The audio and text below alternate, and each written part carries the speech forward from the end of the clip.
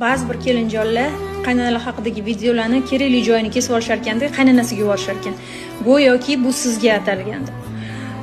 Shunaqa kelinlarga-da qaynonangizni tarbiyalashdan oldin sal o'zingizni tartibga soling, o'zingizga bir chetdan baho bering.